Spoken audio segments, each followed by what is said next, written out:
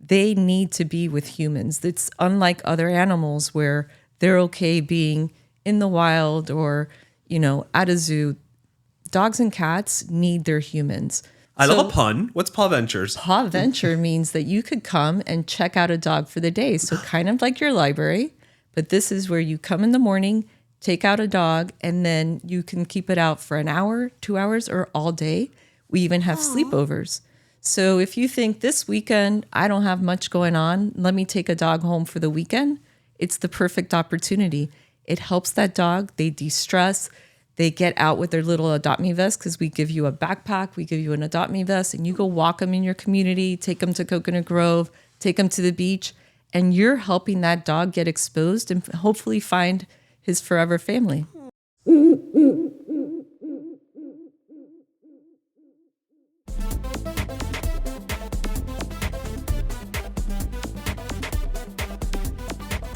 All right, Pero Primos. Now, if there's one thing I think you know about us here at this show is we love animals. We've been pet owners.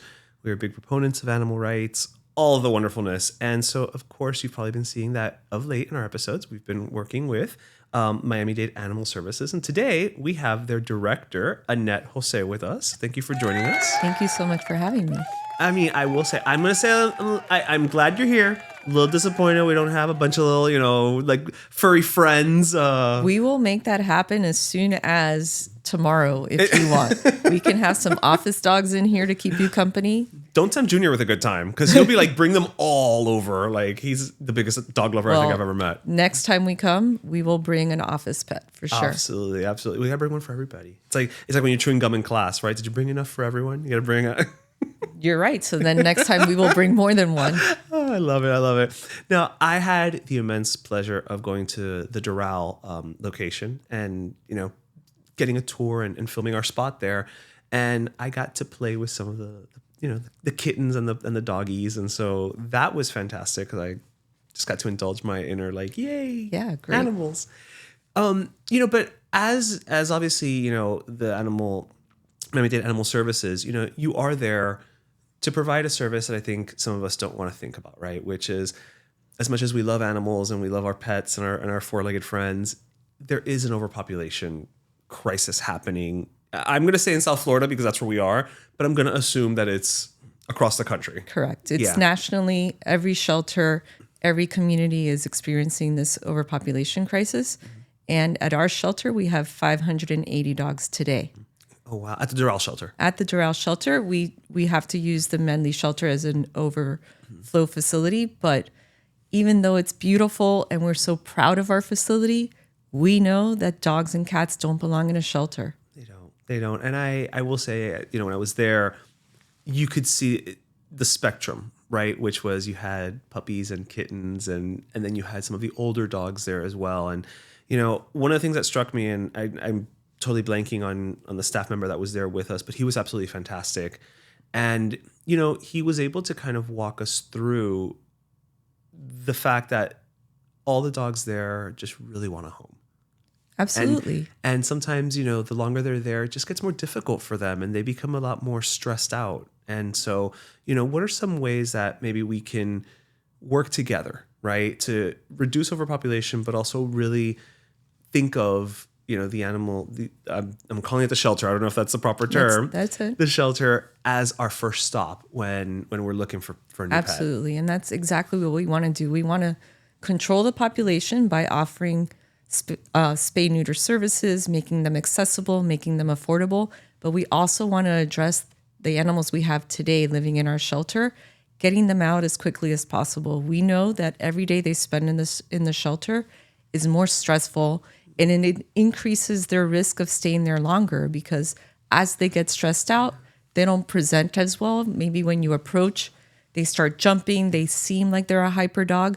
What they're doing is just trying to get your attention because they want to go home with you. Get me out of here. Absolutely. Yeah. It's funny that I never thought of it in that perspective, but then being there and not having actually seen it, I'm like, yeah, no, I get it. Hell, if I was locked up, I think one of the dogs was there over a year and a half or 2 years. Put me in a cage for that long. See if I don't start, just yelling to take me home. Like, let's go outside and play. Yeah. And truthfully, they're social beings, right? They need to be with humans. It's unlike other animals where they're okay being in the wild or, at a zoo. Dogs and cats need their humans. So every day that they're spending in that shelter, even though we try to give them some interaction with humans, with 580 dogs, it's very limited. And so we ask people to please come. We have Paw Ventures. Did they tell you about the Paw Ventures? I love a pun. What's Paw Ventures? Paw Venture means that you could come and check out a dog for the day. So kind of like your library, but this is where you come in the morning, take out a dog, and then you can keep it out for an hour, 2 hours, or all day. We even have sleepovers. So if you think this weekend, I don't have much going on, let me take a dog home for the weekend, it's the perfect opportunity. It helps that dog. They de-stress. They get out with their little Adopt Me vest because we give you a backpack, we give you an Adopt Me vest, and you go walk them in your community, take them to Coconut Grove, take them to the beach, and you're helping that dog get exposed and hopefully find his forever family. Oh, and I love that you send them out with accessories. Oh, definitely. That's awesome. So it's like a short-term foster. It is situation. a short term. Exactly right. Yeah, because I mean, obviously, some people are like, oh, well, I can't take a pet on right now, and I guess the alternative to that is like, hey, why don't you foster them? But there's even another alternative. That's right, short term. And you have students that are here from other states. They're going to school. They're at they're at FIU. They can't have a full-time pet. But this is a great way because they may have been pet owners at home and they're missing that connection with an animal. So this allows them to have a temporary connection, even if it's for a few hours, but makes a big impact on the lives of shelter pets. Oh, I can imagine. I know people who, if not for the fact that we live in a no-pet building, would probably be signing up every weekend to be like, I'll take that one this weekend, that one next weekend. Like, it just, it sounds like I don't know, it's just such a, I didn't even know it existed. Now I'm sad I didn't talk about that when I was there. Well, you can come back and actually take one out on one of your little adventures for the day. All right. Wheels are turning. I'm gonna get back to you on that one. I'm gonna show up. So one of the things I love about you guys is that you are a no-kill shelter, which obviously is fantastic, but then it does present certain challenges, as what we were talking about right now. What would you say are some of the most pressing challenges that you face with the shelter in and of itself?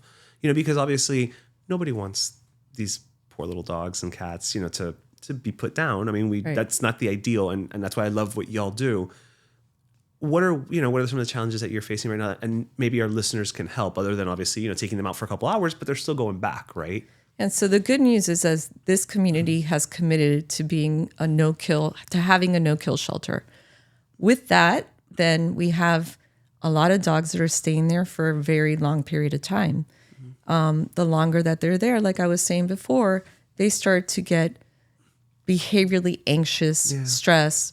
They start to exhibit signs that are not very, they indicate that they're struggling in the shelter, So we have to then decide, what do we do with dogs like those we know that they're not having a good quality of life.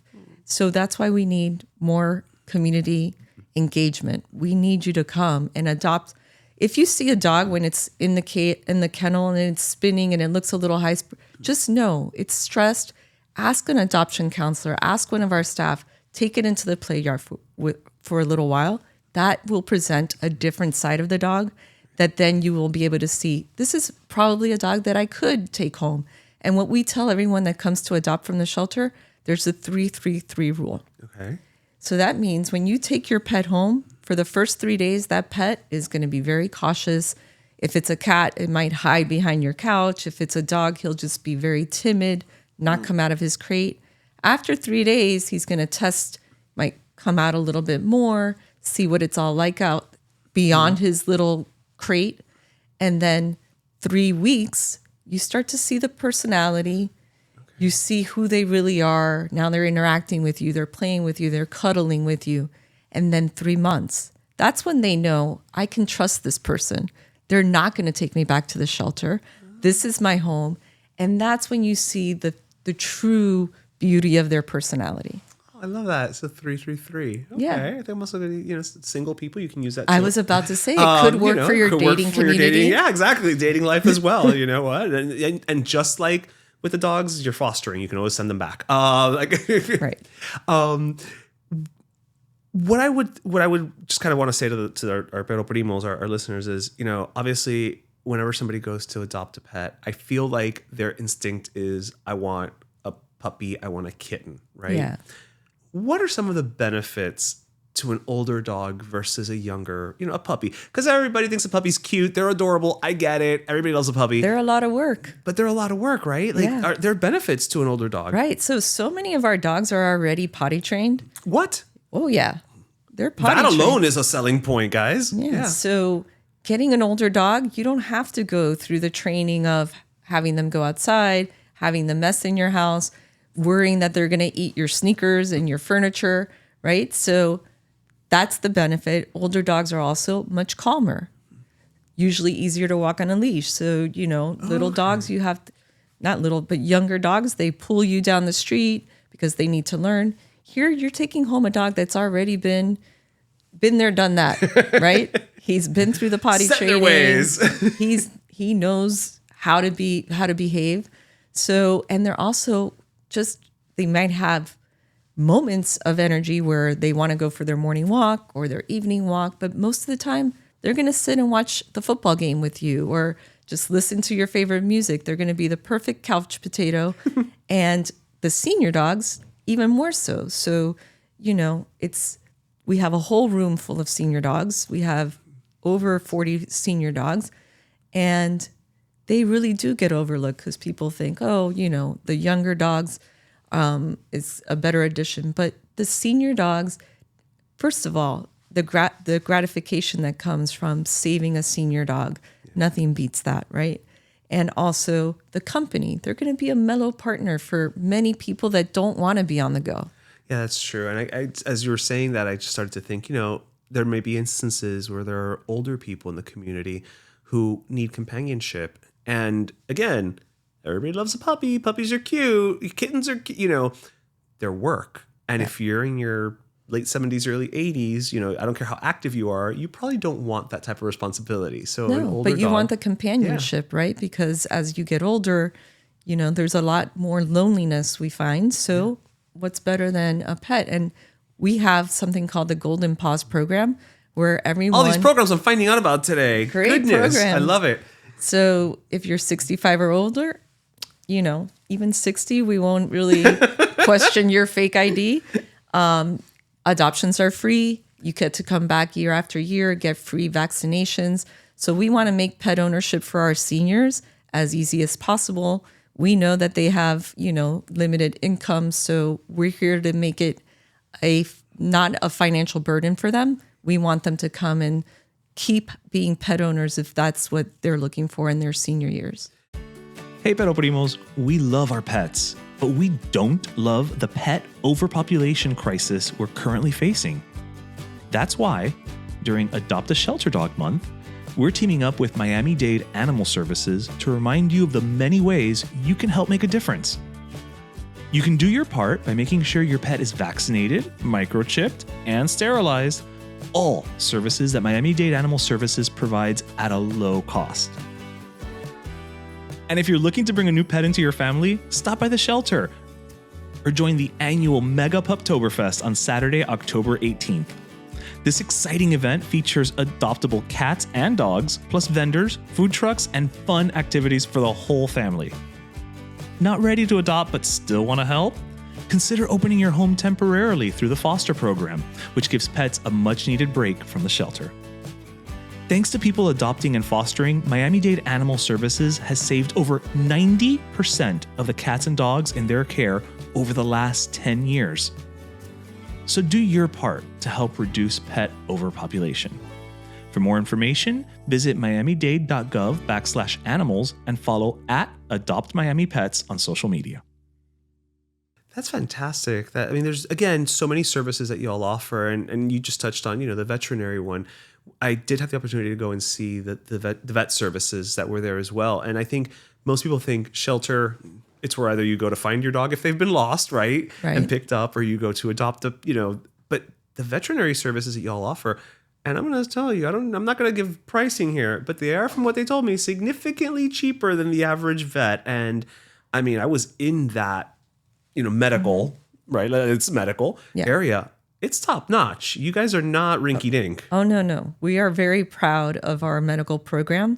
We're saving the lives of animals every day. Animals that arrive there injured, sick, they've been neglected because they've been in the street. So the life saving that goes on in that shelter on a daily basis is just inspiring. So again, because we know that that pet ownership comes with financial burdens, we do want to make it accessible. So we have our clinic there. Vaccines, rabies vaccines and tags are available, but we also have mobile units. So we have something called the Wow Mobile. It's the Wellness on Wheels, and it goes into different communities so that people can access vaccines and microchips. Oh, okay. So we'll be heading to Miami Beach. We're there now. We just started now at the beginning of October, and residents of Miami Beach can just go to the little mobile clinic and get their vaccines for their cat and their dog. Love it. And how do they find out where you'll be located with the Wow Mobile, which is my new favorite car, by the way? You can follow us on Instagram. We post all of our events there at Adopt Miami Pets, or just go to our website where we have all of our events. All right, cool. So I do want to bring up one program that I did learn about when I was there that I didn't even know existed. There's some type of, and I'm totally going to get this wrong. I know myself, I'm going to get this wrong. But you guys have like a program where like you can, if you find like a stray cat, you can take it in to have it spayed or neutered, and there's a monetary element to it?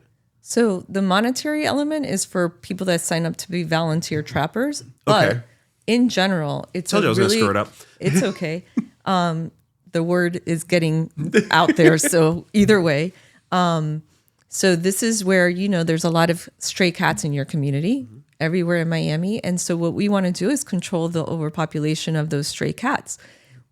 They belong in our community. Those are their cat colonies. They're happy there. Many people feed them. Yeah. But we don't want it to keep growing.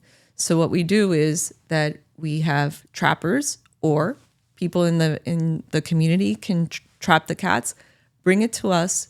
We provide the surgery. We give them vaccines. We check them out, make sure that they're not sick. And then they go back to their colony. But now that colony is contained and it's no longer reproducing. So you don't have kittens, and you don't have kittens being left behind, So this past year, we provided over 20,000 surgeries. Those are all free. That doesn't cost anything. So if you're home and you see some kittens in your backyard, bring them to us. We'll do the surgery. All of that is free, plus vaccination. They go back to the community.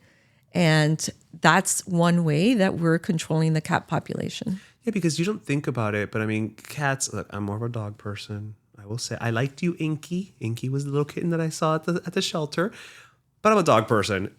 And I think most people, when they think of like overpopulation, they probably do think more of cats than dogs, just because cats are out in the wild, so to speak. So I love the fact that y'all offer this program. Yeah.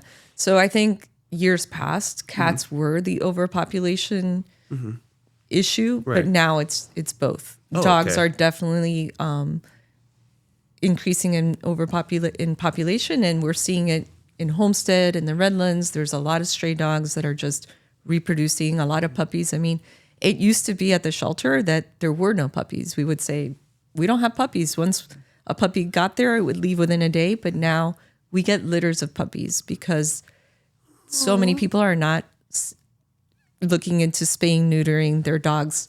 So they just keep repopulating.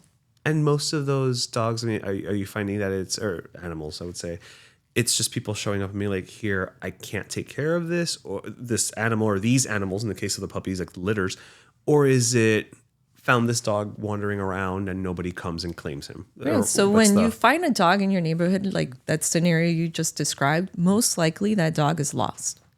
So what we ask people is, instead of bringing it all the way to the shelter in Doral, keep it in your neighborhood. Try to keep it overnight.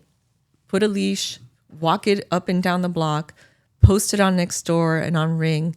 Get yeah. get the word out in the community, because once the dog goes all the way to the shelter, then it becomes much harder for us to reunite that pet.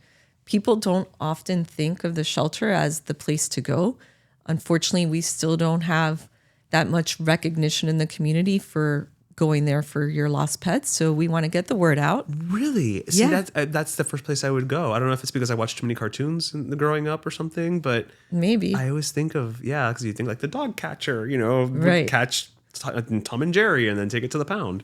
Yeah, so it's much more successful if they stay within a few blocks, because that's probably where they are. They're just a few blocks away from home. So, and on the owner side, if you microchip your dog, that's going to help us. And we do that at our clinics, at our Wildmobile. We can place the microchip for you, or your veterinarian can do it. But then when the dog gets lost or the cat gets lost, your local vet can just scan it. It doesn't have to be your vet. You just walk into a vet hospital or a vet clinic. Mm-hmm. They'll scan it for you and be able to give you the information of that owner. Because that's like a universal database. It's a universal, right. Okay. So just make sure you're updating if you move or if you change your phone number. And when you get the microchip, register it. I'm just picturing somebody showing up, like they move, forget to update it. Somebody shows up with like a St. Bernard, like, here you go, your dog's been missing. They're like, sir, no, it is not. That's a big dog. Speaking of dogs, I know we have an event coming up, which is, and I love the name, Mega. I love anything that starts with Mega. So MEGA PUPTOBER FEST. I love the voice too. That's what we need. So that is happening on October 18th, right? It's a Saturday. It's a Saturday. And I'm trying to remember the name of the park. I do have it here. Deerwood Bonita Lakes Park is there Saturday, it is. October 18th. So tell us a little bit about that, because I know October is Adopt a Shelter Dog Month. Mm-hmm. And so I don't think it's an accident that, MEGA PUPTOBER FEST is happening during this month. So it's our signature adoption event. We have one annually. And our goal this year is to have 200 dogs adopted. Like I said, 580 dogs in our shelter. Our shelter only has capacity for 350 dogs. Oh, wow. So we're almost at double capacity. Yeah.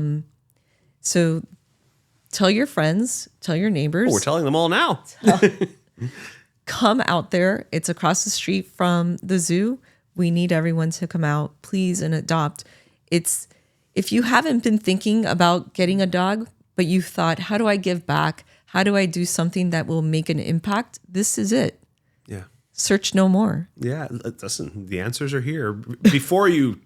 And it's not just a pet adoption. Like there's other elements to this event too. Like there's food vendors. I think there's activities for families. Right. Yeah. So it's free. That's right. So take your kids out for the day. And you're right. Even if you don't adopt, if you're taking some pictures of the pets that we have there and then sharing it with your family, sharing it with your friends, that's helping us. It's getting the word out to show we have beautiful dogs. We don't, we may not have exactly the dog you want at exactly the moment, but what I tell everyone is if you have a breed that you're looking for, just give us a few weeks. That breed will come through our shelter. Oh my God, that's so sad to hear. Like, I mean, it's reality, but it's the reality. Yeah. Yeah. Oh, but I will say, social media, look, we can talk about all the good and bad of social media. But one of the positives is that when people do go to events like this, they are taking pictures, they are posting, and there's someone who will always say, oh, where is that? Oh, are they still there? Till what time are they? Are the dogs still there? Do they have a lot of dogs still left? Or do they also have cats and blah, blah, blah? And you start the conversation. And I think once that happens and you put that seed in people's brain of, oh, I know we have that great slogan, adopt, don't shop, right? But sometimes I think people just hear it and it becomes a little bit of a background noise, but then they see it. Right. And now it really clicks. Right. And we'll have cats there as well, but we'll also have cats in PUPTOBER FEST. How inclusive! I love it. Exactly, we're all about inclusivity. I love it. Everyone's invited. You'll have information desks for how to become a foster, how to volunteer with the shelter.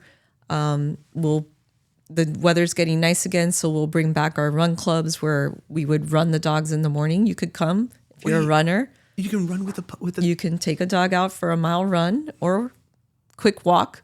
But there's, again, many ways that you can interact with the dogs. We're just asking people to please take a second, open your heart and your home, and change a life.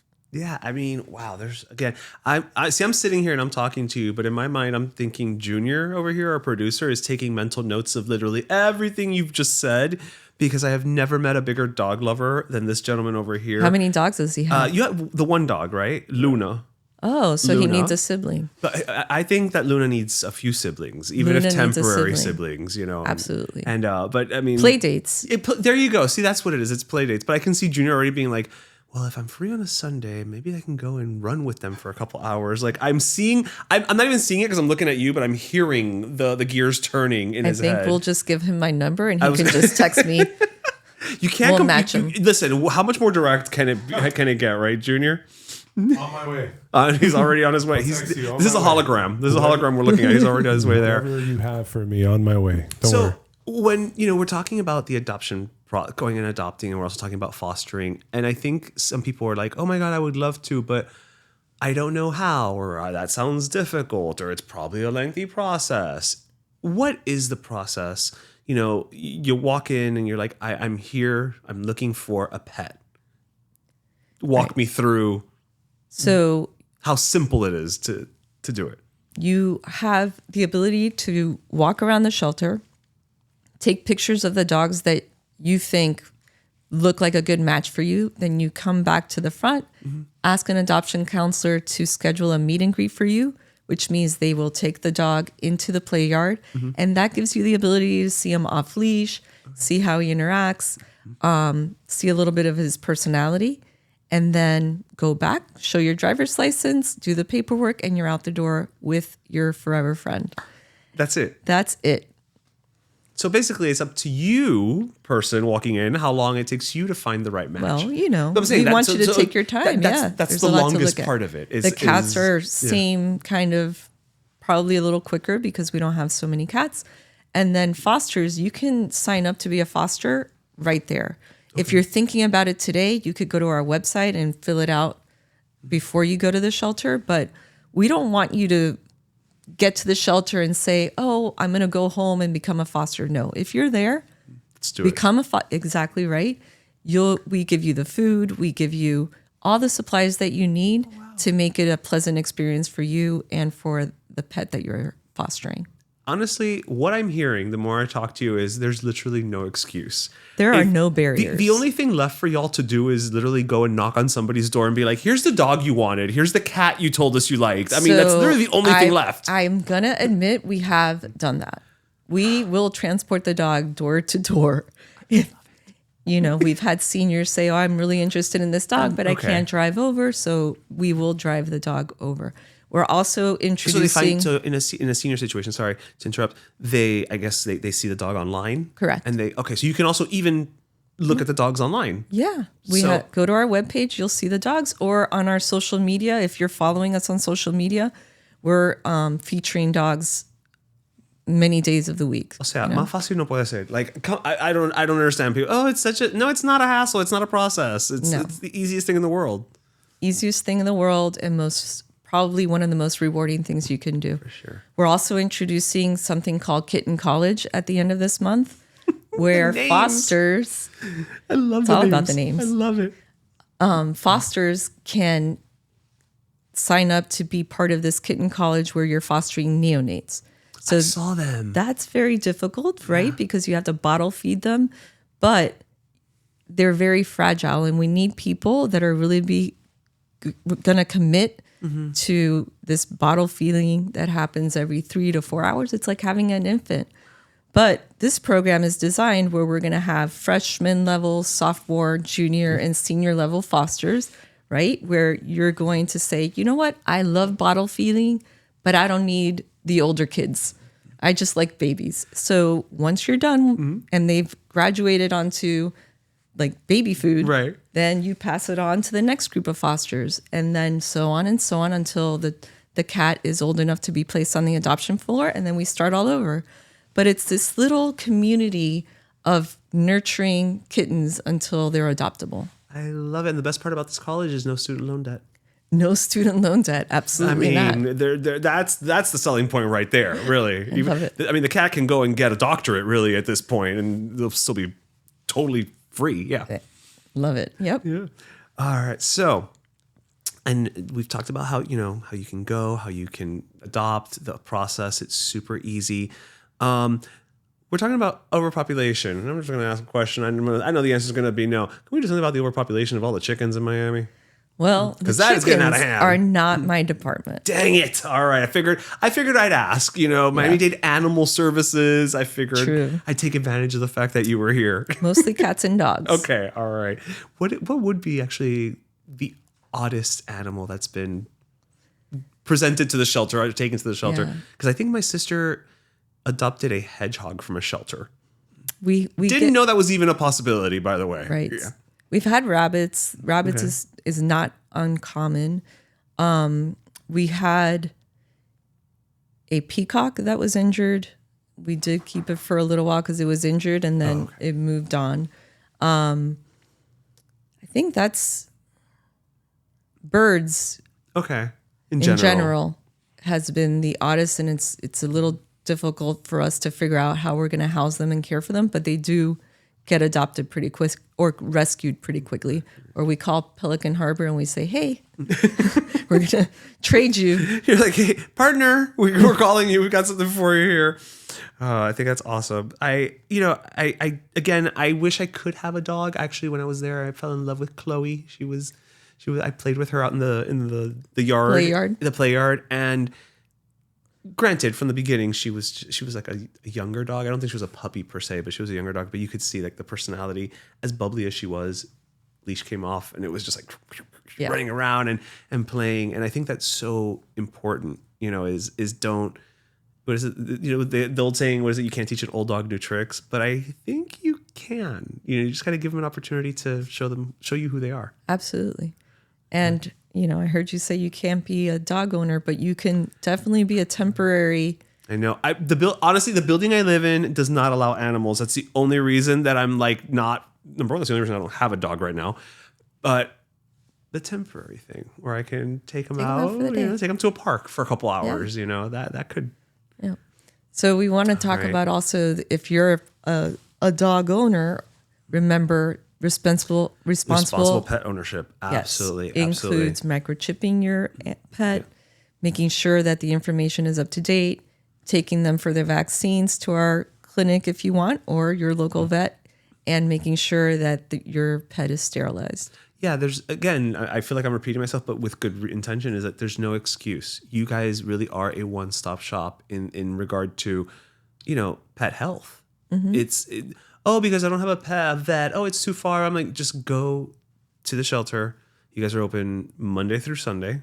7 days a week. 7 days a week. You're open, I know during the week you're open till 6? Yep. So 10 to 6. 10 to 6 and on the weekends as well.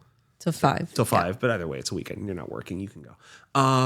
And it really is that, just like there's no excuse, right? It's you take your pet, get them checked out, get them chipped, get them, spayed, neutered, etc.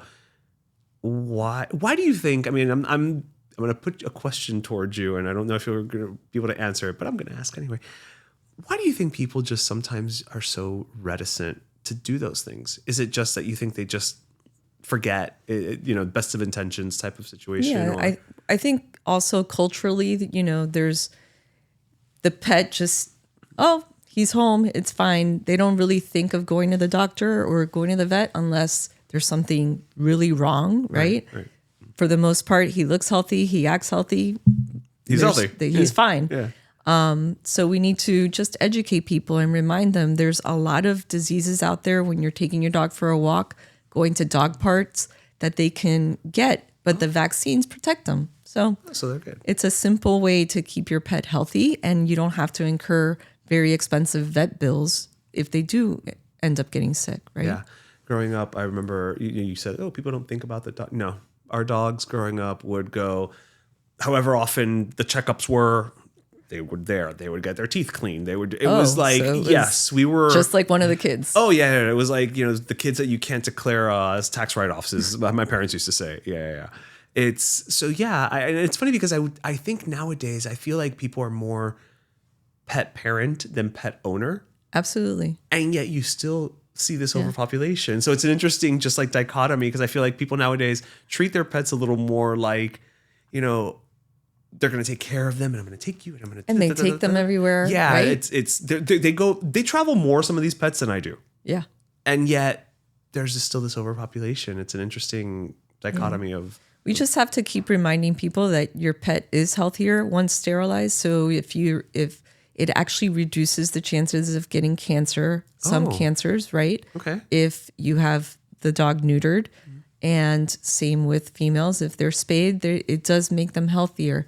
It makes them calmer. Like male dogs will be calmer dogs if they're neutered.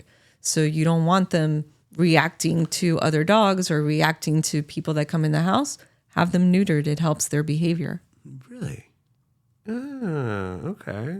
Well, testosterone goes down, I guess. That's there's a joke in there somewhere I'm not going to make. We're gonna move right along on that one.